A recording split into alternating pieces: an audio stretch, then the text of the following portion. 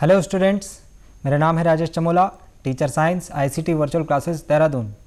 Students, और आज हम पढ़ेंगे क्लास 9 का चैप्टर नंबर 7 जीवों में विविधता यानी डाइवर्सिटी इन लिविंग ऑर्गेनिजम्स।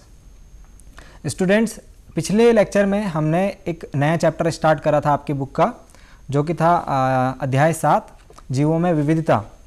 इससे पहले हम आपकी साइंस की बुक में बायोलॉजी के 2 और चैप्टर, जीव विज्ञान के 2 और चैप्टर डिस्कस कर चुके हैं, जिसमें कि हमने कोशिका और ऊतक ये 2 चैप्टर्स हमने कवर कर लिए हैं। कल हमने इससे पिछले लेक्चर में हमने देखा था कि जीवों में विविधता कितने प्रकार से हमें देखने को मिल रही है।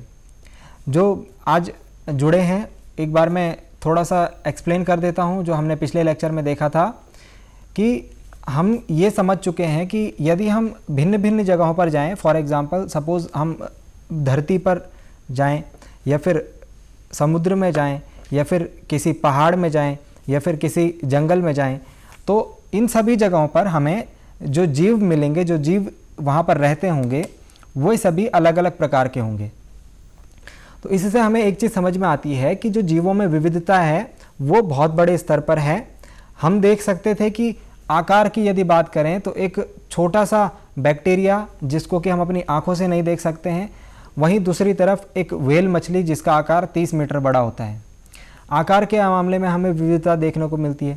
इसके अलावा यदि हम बात करें तो एक मच्छर जिसका जीवन काल सिर्फ 2 या 3 दिन का होता है, दूसरी तरफ एक चीड़ का पेड़ जो कि वर्षों तक, 100 वर्षों तक भी जीवित रहता है। तो हमें इतनी विविधता अपने आसपास जीवों में देखने को मिल रही है। उसके बाद हमने क्या करा, हमने बोला यदि स्टडी करनी है किसी जीव की तो हम क्या करते हैं, उससे संबंधित जीवों का एक समूह बनाते हैं। उनको समूह में रख करके उनका वर्गीकरण करेंगे तो हमें आसानी हो जाएगी उनको समझने में।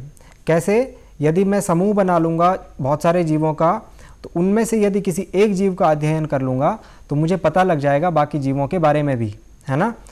तो हमें पता लगा कि वर्गीकरण की हमें आवश्यकता है। वर्गीकरण की आवश्यकता, उसके लाभ क्या थे ये हमने देख लिए। उसके बाद हमने देखा था कि वर्गीकरण किया तो जाना चाहिए, लेकिन वो क्या क्या बातें होंगी या फिर वो क्या क्या पैरामीटर्स होंगे जिसके आधार पर हम जीवों का वर्गीकरण करेंगे। तो इसमें एक जो सबसे इम्पॉर्टेंट बात हमने डिस्कस करी थी कि ये जो मुख्य रूप से कोशिकीय संरचना और कार्य के आधार पर ये क्लासिफिकेशन होता है। मतलब कि हम उसके बहुत छोटे स्वरूप में जाकर के कोशिकीय संरचना को चेक करते हैं, उसके आधार पर हम जीव का क्लासिफिकेशन करते हैं। और इसके बाद काफ़ी सारी चीज़ें कि जैसे सपोज़ कुछ जीव कोशिका भित्ति रहित होंगे, कुछ जीवों में कोशिका भित्ति होगी, कुछ जीव प्रोकैरियोटिक होंगे, कुछ जीव यूकैरियोटिक होंगे, है ना। ये प्रोकैरियोटिक और यूकैरियोटिक कोशिकाएं हमने पढ़ा था अपने कोशिका वाले चैप्टर में। तो इसके आधार पर अभी आज जब हम इसको डिस्कस करेंगे प्रोकैरियोटी यूकैरियोटी, तो मैं एक बार आपको और एक्सप्लेन या फिर रिवाइज करवा दूंगा। इसके बाद हम ये भी देख सकते हैं कि कई जीवों में प्रकाश संश्लेषण की क्रिया होती है, मतलब कि वे स्वपोषी होते हैं और अपने लिए भोजन का निर्माण स्वयं कर सकते हैं। इधर दूसरी तरफ कुछ जीव ऐसे होते हैं जो कि प्रकाश संश्लेषण की क्रिया द्वारा भोजन नहीं बना सकते हैं, या फिर ये कहें कि अपने भोजन के लिए वे अन्य जीवों पर निर्भर होते हैं। तो इन सभी बातों को ध्यान में रखते हुए हमने जीवों का वर्गीकरण किया, उनका क्लासिफिकेशन किया, और उनको क्लासिफिकेशन किस प्रकार से किया उसको हम आज देखेंगे। आज जो टॉपिक हमको समझना है स्टूडेंट्स, वो है वर्गीकरण और जैव विकास। कैसे वर्गीकरण और जैव विकास साथ साथ चलते हैं, क्या जैव विकास होता है, इसकी अवधारणा किसने दी थी जो सबसे चर्चित है, उसको हम आज समझेंगे।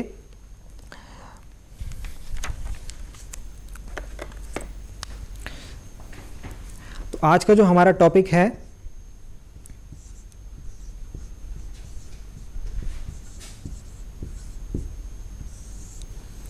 वर्गीकरण और जैव विकास। जैव विकास क्या होता है स्टूडेंट्स? जैव विकास मतलब कि जो जब किसी जीव में किसी जीव का शरीर बना होगा तो उसके शरीर के बनने के बाद जब वो पर्यावरण में रहा होगा तो पर्यावरण में बहुत टाइम तक रहने के बाद उसके शरीर में कुछ परिवर्तन आए होंगे जो कि उपयोगी होंगे पर्यावरण में या फिर वातावरण के अनुसार उसके जीवन यापन के लिए। फॉर एग्जाम्पल, हम लोग जानते हैं कि जो प्राचीन काल में जो मनुष्य होता था वो अपने चारों हाथों पैरों से चलता था, है ना। धीरे धीरे टाइम क्या हुआ, जैसे जैसे परिवर्तन आया तो हमारा शरीर जो है आज की डेट में काफ़ी कुछ कन्वर्ट हो चुका है, या फिर ये कहें कि उसका बहुत हद तक जैव विकास हो चुका है। तो जैव विकास शब्द का मतलब ये होगा कि पर्यावरण में आए परिवर्तनों के अनुसार जो शरीर का खुद ब खुद विकास हो जाता है, जो उस शरीर खुद को उस परिस्थिति के अनुसार ढाल लेता है। किस लिए? कि जीवन यापन या फिर उत्तरजीविता को बनाए रखें, है ना। तो उसे हम जैव विकास कहते हैं। तो इसमें हम कुछ चीज़ों को पढ़ेंगे, जैसे जैव विकास होता क्या है। तो आप इसमें लिखेंगे कि जैव विकास में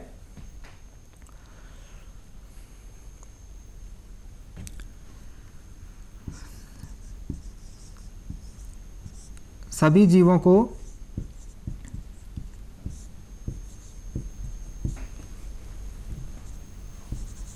उनकी शारीरिक संरचना किस चीज़ के आधार पर हम जीवों में भेद करते हैं? शारीरिक संरचना, है ना। तो हम बोलते हैं किसी जीव की शारीरिक संरचना कुछ दूसरे प्रकार की होगी, किसी जीव की शारीरिक संरचना कुछ दूसरे प्रकार की होगी, तो हम उनमें भेद कर सकते हैं। शारीरिक संरचना एवं दूसरी चीज क्या होगी? एवं कार्य के आधार पर बांटा जाता है या फिर वर्गीकृत किया जाता है। ठीक। अब इसमें हम क्या करेंगे? इसमें हम ये देखेंगे कि जैव विकास क्या होगा। तो जैव विकास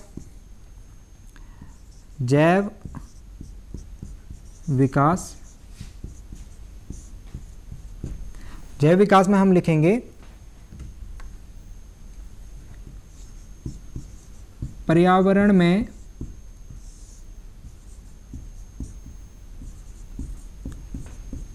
आए परिवर्तन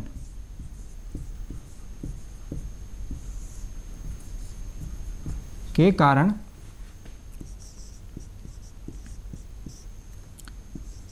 जीवों में बेहतर उत्तरजीविता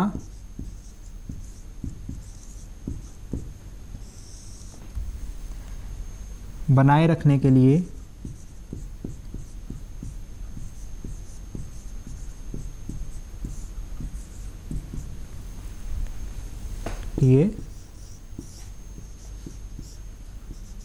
होने वाले परिवर्तन।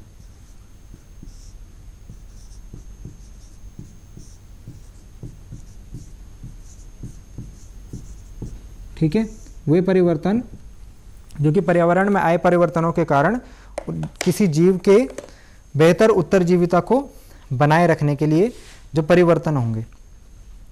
इसमें फिर एक इम्पॉर्टेंट जो टॉपिक इम्पॉर्टेंट यहाँ से क्वेश्चन आता है वो ये है कि डार्विन की जो थ्योरी है या फिर डार्विन की अवधारणा। तो जैव विकास के लिए डार्विन की अवधारणा जो है उसको हम अब डिस्कस करेंगे। वहाँ पर डार्विन ने किस तरीके से इस बात को समझाया था कि ये कैसे वर्गीकरण जो है वो जैव विकास से रिलेटेड है। तो चार्ल्स डार्विन ने अपनी एक बुक है, उस बुक में इस चीज़ को डिस्कस किया था। अभी हम उस अवधारणा को देखेंगे। पहले जैव विकास एक बार मैं दोबारा से एक्सप्लेन कर लेता हूँ कि पर्यावरण में आए परिवर्तनों के कारण जीवन में बेहतर उत्तरजीविता को बनाए रखने के लिए जो उनके शरीर में होने वाले परिवर्तन होंगे उनको हम कहेंगे जैव विकास। इसके बाद नेक्स्ट हमको देखना है डार्विन की अवधारणा।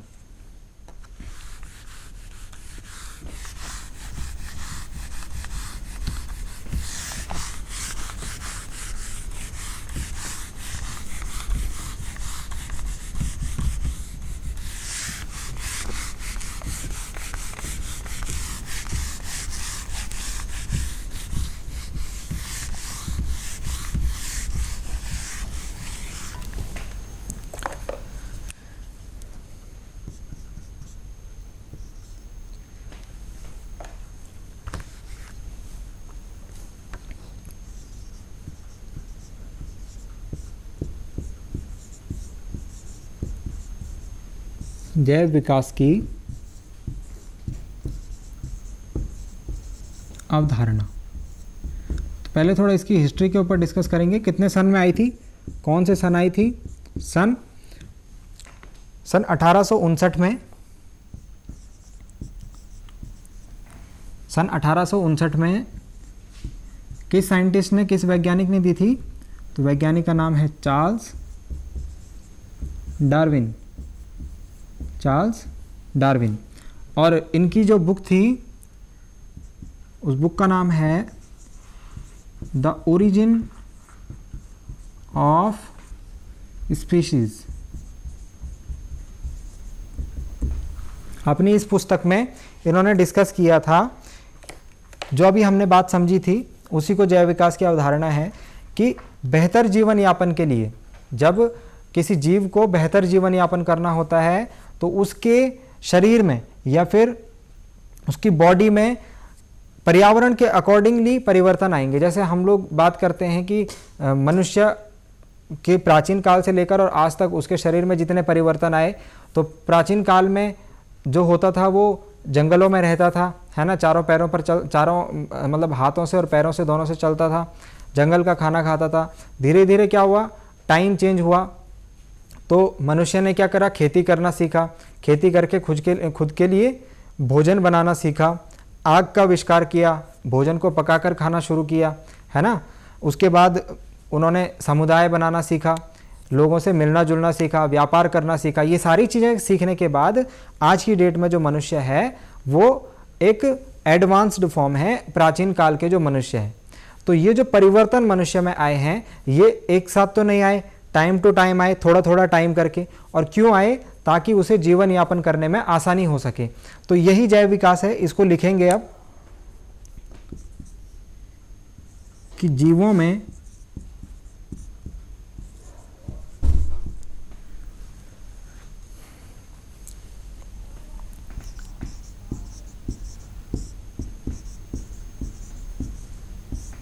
समय समय पर उनके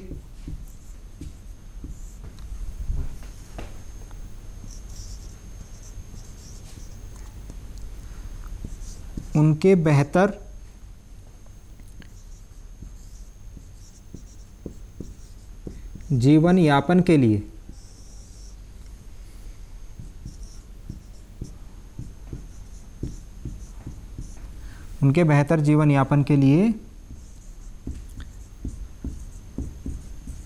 जो परिवर्तन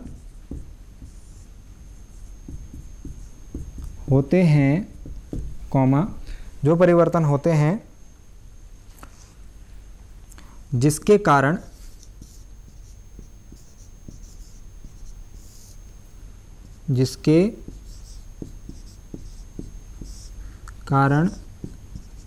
कोई जीव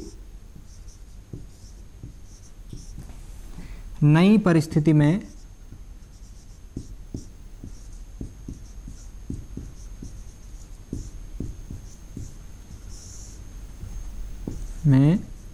अपनी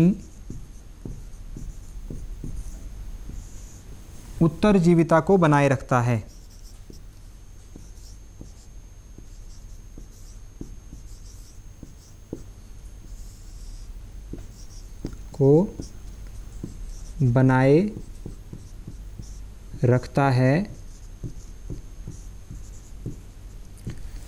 जीवों में समय समय पर उनके बेहतर जीवन यापन के लिए जो परिवर्तन होते हैं जिसके कारण कोई जीव नई परिस्थिति में अपनी उत्तरजीविता को बनाए रखता है, जैव प्रक्रम कहलाते हैं।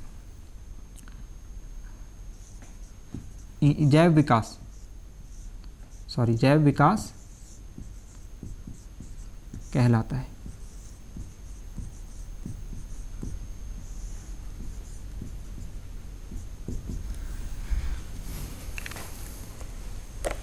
तो डार्विन ने जो इसकी थ्योरी दी थी उनके अकॉर्डिंग ये जो कॉन्सेप्ट है उनकी इस बुक में है द ओरिजिन ऑफ स्पीसीज में।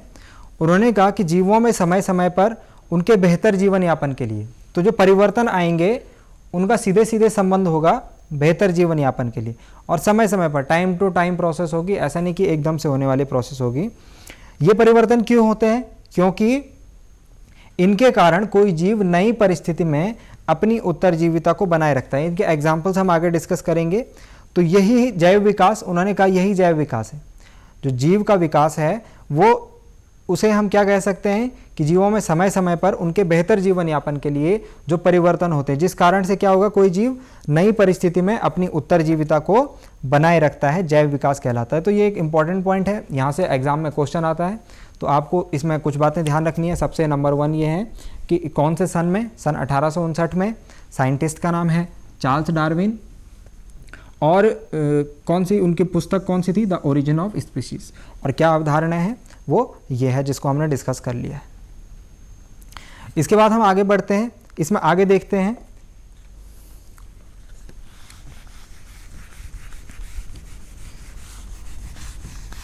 ये स्टेटमेंट आपको याद रखना पड़ेगा।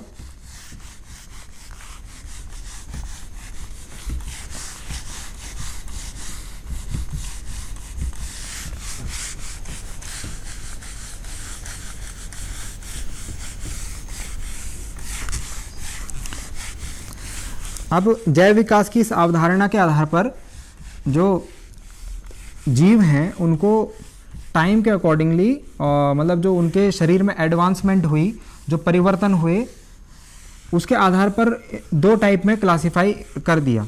ठीक है, जैसे जो प्राचीन टाइम के जीव थे उनको तो हम कहते हैं आदम जीव, ठीक, और जो आज के टाइम के जो जीव हैं उनको हम कहते हैं उच्च जीव, है ना, उन्नत या उच्च जीव। तो इसके आधार पर 2 पार्ट्स में क्लासिफाई हो गया, नंबर 1 और नंबर 2। तो नंबर 1 कौन से, आदिम जीव,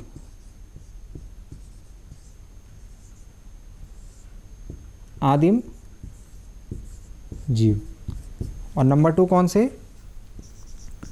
उन्नत या उच्च कह लीजिए, उच्च जीव। इनको हम एडवांस ऑर्गेनिजम्स भी बोलते हैं। ठीक है, उन्नत या उच्च जीव। तो आदिम जीव वे जीव हो गए जिन जीवों के शरीर में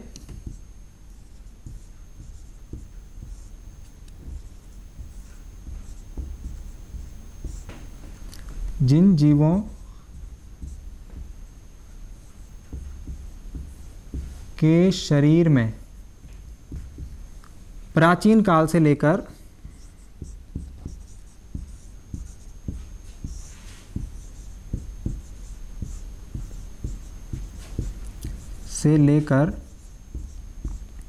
आज तक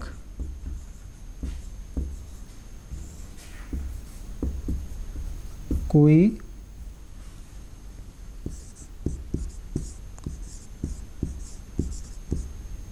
परिवर्तन नहीं हुए। ठीक, तो ऐसे जीव जिनके शरीर में प्राचीन काल से लेकर आज तक कोई परिवर्तन नहीं हुए, मतलब प्राचीन काल में वो जैसे थे आज भी वो वैसे ही हैं, वही है जाएंगे आदिम जीव। और उन्नत या उच्च जीव में वो आ जाएंगे समय समय पर, आप लिखेंगे जिन जीवों के शरीर में समय समय पर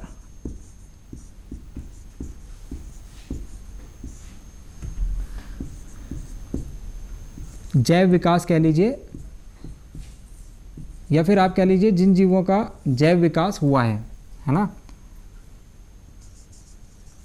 हुआ है, मतलब इनके शरीर में समय समय पर परिवर्तन आए होंगे, है ना, पर्यावरण की परिस्थिति के अनुसार समय समय पर जैव विकास हुआ है। ठीक है, तो वो हो गए उन्नत या उच्च जीव, और हम इन्हें कहते हैं एडवांस जीव। तो ये थ्योरी जो है ये 2 टाइप्स में क्लासिफाई किया गया था, जो जैव विकास की अवधारणा आई थी उसके आधार पर। और हमने कहा कि जो जैव विकास की अवधारणा है वो पूरी तरीके से किसके ऊपर डिपेंड है, वो जैव विकास पर तो डिपेंड है, मतलब एडवांसमेंट में, शरीर के विकास में, शरीर में आए हुए परिवर्तन पर। तो यदि कोई जीव है जिनका शरीर प्राचीन काल में भी वैसा ही था और आज भी वैसा ही है, तो उन्हें हम कहेंगे आदिम जीव। ठीक है, उनके शरीर में आज तक कोई परिवर्तन नहीं हुए। उसके बाद जो दूसरे जीव हैं उन्नत या उच्च जीव, हम उनको एडवांस ऑर्गेनिजम्स की कैटेगरी में रखते हैं, एडवांस लिविंग ऑर्गेनिजम्स। मतलब कि इनके शरीर में जैव विकास, इन्हें जैव विकास हुआ है, यानी इनके शरीर में प्राचीन काल से लेकर आज तक पर्याप्त परिवर्तन हुए हैं। ठीक, इसके बाद हम देखेंगे कि जो जीव जगत का जो क्लासिफिकेशन है वो व्हिटेकर के अनुसार, तो हमको जो अब पढ़ना है जीवों का वर्गीकरण, जिस वर्गीकरण की हम बात कर रहे थे वो व्हिटेकर के अनुसार, तो वो कितने पार्ट्स में व्हिटेकर ने उनको डिवाइड किया है, वर्गीकरण कितने प्रकार से किया गया है, किस पार्ट में किस प्रकार के जीवों को रखा गया है, कितने प्रकार से वर्गीकरण हुआ है, ठीक है, और किस प्रकार के जीव को किस प्रकार की कैटेगरी में रखा गया है, तो ये हम पढ़ेंगे। लेकिन आपको नाम याद रखना है व्हिटेकर के अनुसार।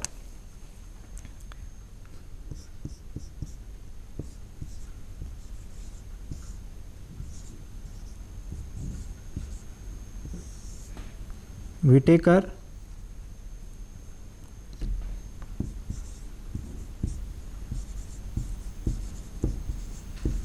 के अनुसार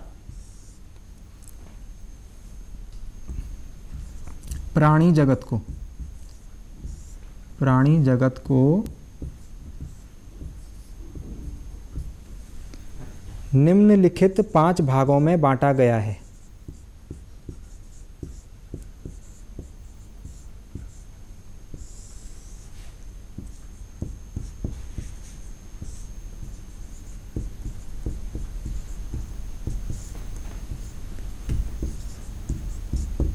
में बांटा गया है। तो ये 5 भाग कौन कौन से हैं, एक बार मैं पहले सारे पांचों के पांचों भाग लिख लेता हूँ यहाँ पर, ठीक है, उसके बाद हम एक एक करके इनको डिस्कस करते रहेंगे। तो नंबर 1 जो भाग है उसे हम कहते हैं मोनेरा।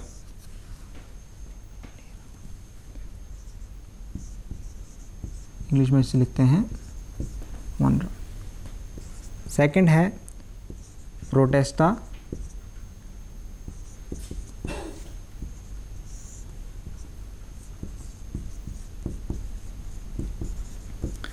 थर्ड है fungi.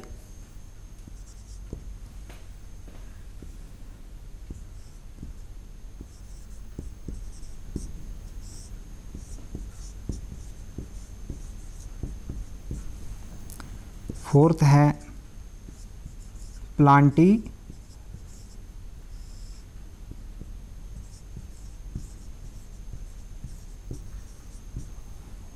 And fifth one is animalia.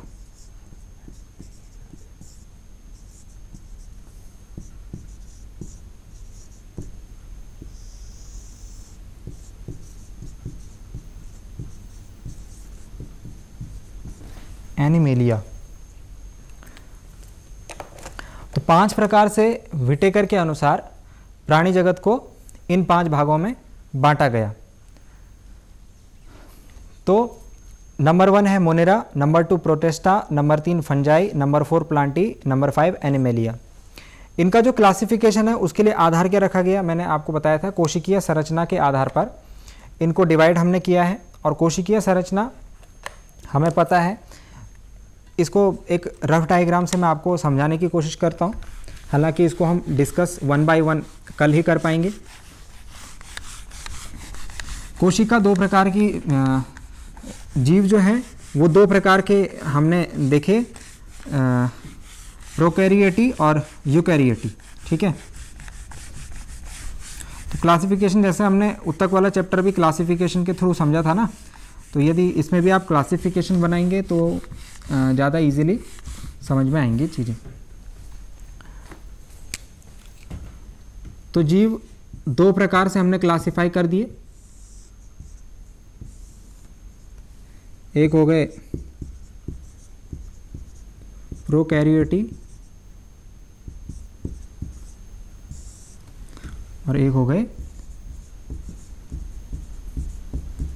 यूकैरियोटी, ठीक है। इसमें जो जीव आएंगे, जो प्रोकैरियोटिक जीव आएंगे, वो फर्स्ट कैटेगरी मोनेरा के जीव हमने प्रोकैरियोटी के अंतर्गत रखे हैं। इसके बाद जो यूकैरियोटिक कोशिकाएं हैं ये दो टाइप्स में कन्वर्ट हो जाती हैं। यूकैरियोटी हमने पढ़ा था, कुछ होते हैं एक कोशिकीय जीव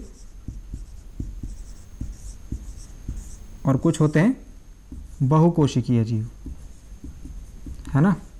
तो जो मनुष्य है, वो मनुष्य या जीव हैं, जो जानवर हैं, वो किसके अंतर आते हैं? वो आते हैं बहुकोशिकीय जीव। तो जो एक कोशिकीय जीव है ये सेकंड कैटेगरी आ जाती है प्रोटेस्टा।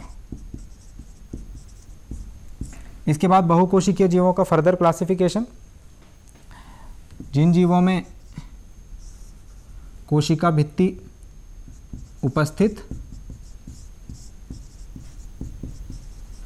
और जिन जीवों में कोशिका भित्ति अनुपस्थित।